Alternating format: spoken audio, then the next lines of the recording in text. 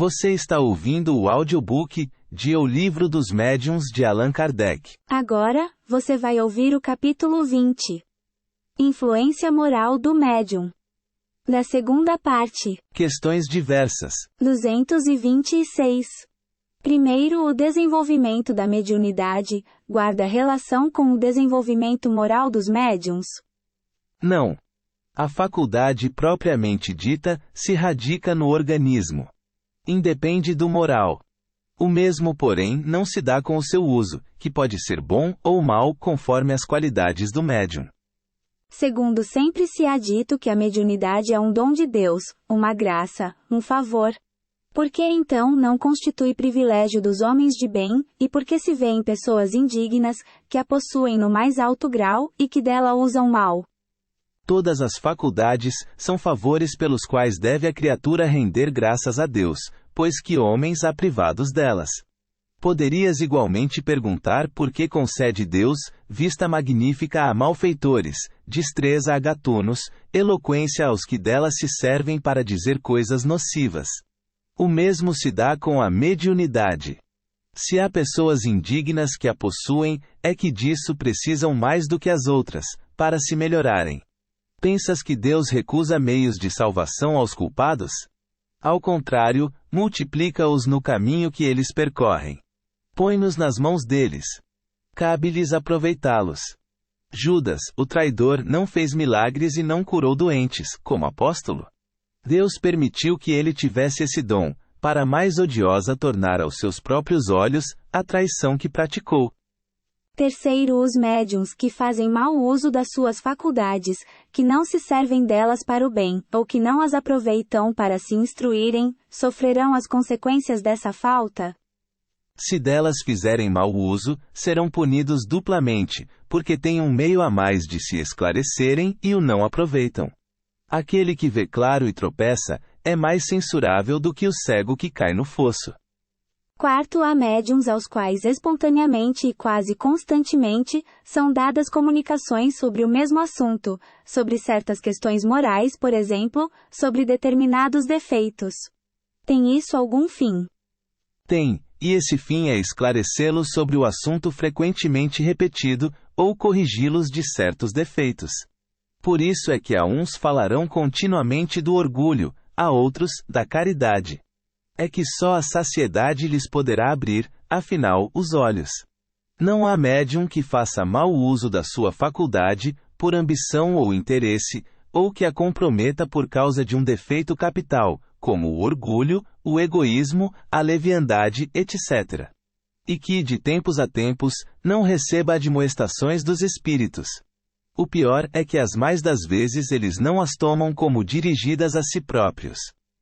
Nota: é frequente usarem os espíritos de circunlóquios em suas lições, dando-as de modo indireto, para não tirarem o mérito àquele que as sabe aproveitar e aplicar. Porém, tais são a cegueira e o orgulho de algumas pessoas, que elas não se reconhecem no quadro que se lhes põe diante dos olhos. Ainda mais, se o espírito lhes dá a entender que é delas que se trata, zangam-se e o qualificam de mentiroso ou malicioso.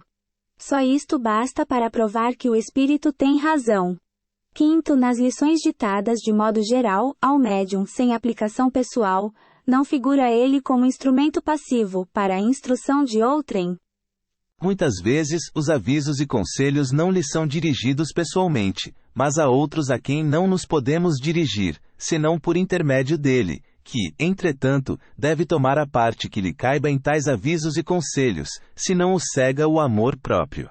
Não creias que a faculdade mediúnica seja dada somente para a correção de uma ou duas pessoas, não. O objetivo é mais alto. Trata-se da humanidade. Um médium é um instrumento pouquíssimo importante, como um indivíduo. Por isso é que, quando damos instruções que devem aproveitar a generalidade dos homens, nos servimos dos que oferecem as facilidades necessárias. Tenha-se, porém, como certo que tempo virá em que os bons médiuns serão muito comuns, de sorte que os bons espíritos não precisarão servir-se de instrumentos maus. Sexto, visto que as qualidades morais do médium afastam os espíritos imperfeitos, como é que um médium dotado de boas qualidades transmite respostas falsas ou grosseiras? Conheces, porventura, todos os escaninhos da alma humana? Demais, pode a criatura ser leviana e frívola, sem que seja viciosa.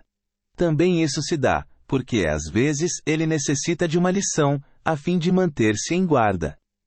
Sétimo, porque permitem os espíritos superiores, que pessoas dotadas de grande poder, como médiuns, e que muito de bem poderiam fazer, sejam instrumentos do erro. Os espíritos de que falas, procuram influenciá-las. Mas quando essas pessoas consentem em ser arrastadas para mau caminho, eles as deixam ir.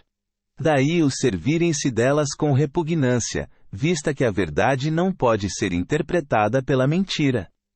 Oitavo, será absolutamente impossível, se obtenham boas comunicações por um médium imperfeito.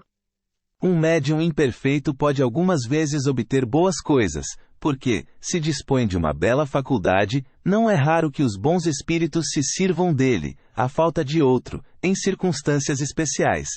Porém, isso só acontece momentaneamente, porquanto, desde que os espíritos encontrem um que mais lhes convenha, dão preferência a este. Nota: deve-se observar que, quando os bons espíritos veem que um médium deixa de ser bem assistido e se torna, pelas suas imperfeições, presa dos espíritos enganadores, quase sempre fazem surgir circunstâncias que lhes desvendam os defeitos e o afastam das pessoas sérias e bem-intencionadas, cuja boa-fé poderia ser ilaqueada. Neste caso, quaisquer que sejam as faculdades que possua, seu afastamento não é de causar saudades. Nono, qual o médium que se poderia qualificar de perfeito? Perfeito, ah? Bem sabes que a perfeição não existe na terra, sem o que não estaríeis nela. Dize, portanto, bom médium e já é muito, por isso que eles são raros. Médium perfeito seria aquele contra o qual os maus espíritos jamais ousassem, uma tentativa de enganá-lo. O melhor é aquele que, simpatizando somente com os bons espíritos, tem sido o menos enganado. 10 graus. Se ele só com os bons espíritos simpatiza, como permitem estes que seja enganado? Os bons espíritos permitem, às vezes, que isso aconteça com os melhores médiuns, para lhes exercitar a ponderação e para lhes ensinar a discernir o verdadeiro do falso. Depois, por muito bom que seja, um médium jamais é tão perfeito que não possa ser atacado por algum lado fraco. Isto lhe deve servir de lição. As falsas comunicações que de tempos a tempos ele recebe, são avisos para que não se considere infalível e não se ensoberbeça. Porque o médium que receba as coisas mais notáveis não tem que se gloriar disso, como não o tem o tocador de realejo, que obtém belas áreas, movendo a manivela do seu instrumento. Primeiro, quais as condições necessárias para que a palavra dos espíritos superiores nos chegue isenta de qualquer alteração? Querer o bem. Repulsar o egoísmo e o orgulho. Ambas essas coisas são necessárias. Segundo, uma vez que a palavra dos espíritos superiores não nos chega pura, senão em condições difíceis de se encontrarem preenchidas, esse fato não constitui um obstáculo à propagação da verdade? Não, porque a luz sempre chega ao que a deseja receber. Todo aquele que queira esclarecer-se deve fugir às trevas, e as trevas se encontram na impureza do coração. Os espíritos que considerais como personificações do bem, não atendem de boa vontade ao apelo dos que trazem o coração manchado pelo orgulho, pela cupidez e pela falta de caridade.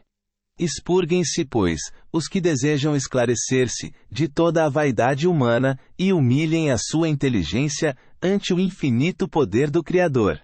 Esta é a melhor prova que poderão dar da sinceridade, do desejo que os anima. É uma condição a que todos podem satisfazer. Dissertação de um espírito sobre a influência moral, 230. A seguinte instrução deu Noela sobre o assunto, um espírito de quem temos inserido muitas comunicações. Já o dissemos. Os médiuns, apenas como tais, só secundária influência exercem nas comunicações dos espíritos. O papel deles é o de uma máquina elétrica, que transmite os despachos telegráficos de um ponto da Terra a outro ponto distante. Assim, quando queremos ditar uma comunicação, agimos sobre o médium, como o empregado do telégrafo sobre o aparelho, isto é, do mesmo modo que o tic-tac do telégrafo traça, a milhares de léguas, sobre uma tira de papel, os sinais reprodutores do despacho, também nos comunicamos, por meio do aparelho mediúnico, através das distâncias incomensuráveis que separam o mundo visível do mundo invisível, o mundo imaterial do mundo carnal, o que vos queremos ensinar. Mas assim como as influências atmosféricas atuam, perturbando muitas vezes as transmissões do telégrafo elétrico, igualmente a influência moral do médium atua e perturba às vezes a transmissão dos nossos despachos de além-túmulo, porque somos obrigados a fê-los passar por um meio que lhes é contrário. Entretanto, essa influência a miúde se anula pela nossa energia e vontade, e nenhum ato perturbador se manifesta. Com efeito, os ditados de alto alcance filosófico, as comunicações de perfeita moralidade, são transmitidas algumas vezes por médiuns impróprios a esses ensinos superiores. Enquanto que, por outro lado, comunicações pouco edificantes chegam também, às vezes, por médiuns que se envergonham de lhes haverem servido de condutores. Em tese geral, pode afirmar-se que os espíritos atraem espíritos que lhes são similares, e que raramente os espíritos das Pleiades elevadas se comunicam por aparelhos maus condutores, quando têm à mão bons aparelhos mediúnicos, bons médiuns, numa palavra. Os médiuns levianos e pouco sérios atraem, pois, espíritos da mesma natureza. Por isso é que suas comunicações se mostram cheias de banalidades, frivolidades, ideias truncadas, e não raro, muito heterodoxas, espiriticamente falando. Certamente podem eles dizer, e às vezes dizem, coisas aproveitáveis. Mas nesse caso, principalmente, é que um exame severo e escrupuloso se faz necessário, porquanto, de envolta com essas coisas aproveitáveis, espíritos hipócritas insinuam com habilidade e preconcebida perfídia, fatos de pura invencionice, asserções mentirosas, a fim de iludir a boa-fé dos que lhes dispensam atenção. Devem riscar-se então sem piedade toda palavra, toda frase equívoca, e só conservar do ditado o que a lógica possa aceitar, ou o que a doutrina já ensinou. As comunicações desta natureza só são de temer para os espíritas que trabalham isolados, para os grupos novos, ou pouco esclarecidos, visto que, nas reuniões onde os adeptos estão adiantados, e já adquiriram experiência, a gralha perde o seu tempo a se adornar com as penas do pavão. Acaba sempre desmascarada. Não falarei dos médiuns que se comprazem em solicitar e receber comunicações obscenas. Deixemos-se deleitem na companhia dos espíritos cínicos. Aliás, os autores das comunicações desta ordem buscam por si mesmos a solidão e o isolamento. Porquanto só desprezo e nojo poderão causar entre os membros dos grupos filosóficos e sérios. Onde, porém, a influência moral do médium se faz realmente sentir, é quando ele substitui, pelas que lhe são pessoais, as ideias que os espíritos se esforçam por lhe sugerir, e também quando tira da sua imaginação teorias fantásticas que, de boa fé, julga resultarem de uma comunicação intuitiva. É de apostar-se então 1000 contra 1, que isso não passa de reflexo do próprio espírito do médium. Dá-se mesmo o fato curioso de mover-se a mão do médium, quase mecanicamente às vezes, impelida por um espírito secundário e zombeteiro.